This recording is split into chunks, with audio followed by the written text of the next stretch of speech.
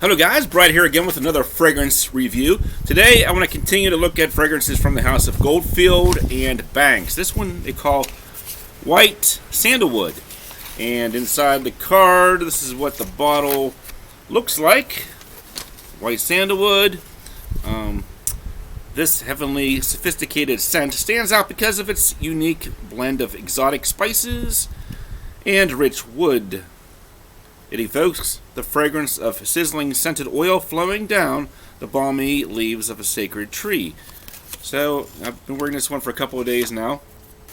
Our first fragrance review of 2021, so Happy New Year, everybody. Goldfield and Banks White Sandalwood came out in 2016 and classified as a woody spicy. Notes include Turkish rose, saffron, Australian sandalwood, amber, pepper, and thyme. So, over the years, I've enjoyed quite a few sandalwood fragrances.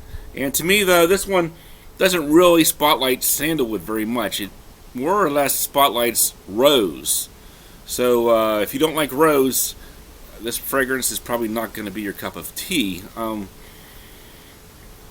Some people say it has a bit of a soapiness to it. I think somebody said it smelled like bathroom freshener over at Fragrantica. So I can see those comparisons, sort of a soapy bathroom type rose scent to my nose.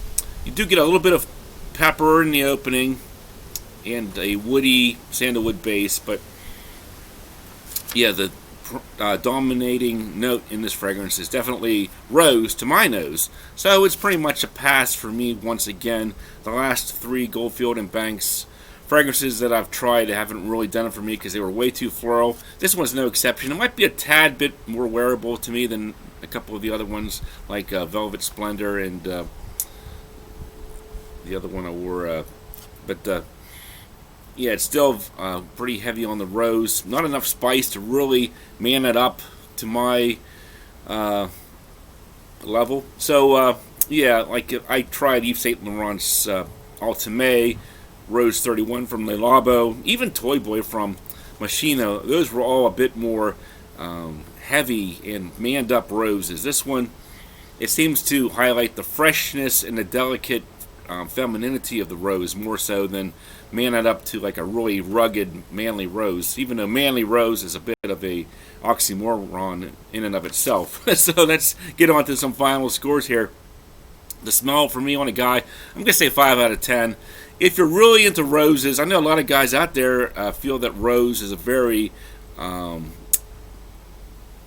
upscale, classy way to go. I think a lot of the old school fragrances had roses in them, and now maybe rose is making a bit of a comeback. But to me, this one, yeah, too floral to my nose and rosy to really get my attention, and the price point as well. It's just not going to catch my eye. Projection longevity, it did seem to do pretty well on my skin. I'll say like 6 to 10 hours, so I think you can pick up on it all day long if you wear it to work. So we'll say 8 out of 10 there. Versatility, 5 out of 10. I think mostly this would be like a good change-up scent for the spring. Like if you were like an iris or white floral, you might want to throw in this one as a rosy alternative to those types of fragrances. Uniqueness, I'll say 6 out of 10, because really I don't think it's that unique. It's just a dominant rose fragrance, and I'm sure there's other things like it out there for a lesser price point. $185 is what it sells for at Lucky Scent for the 100 ml bottle. So for me, overall, 5 out of 10. Nothing too spectacular to my nose. Dominated by rose, a little spice, and a base of sandalwood to give it some complexity, but really it's all about the rose here. So nothing that I am too interested in pursuing after this review. So thanks for watching, guys, and I'll talk to you all later.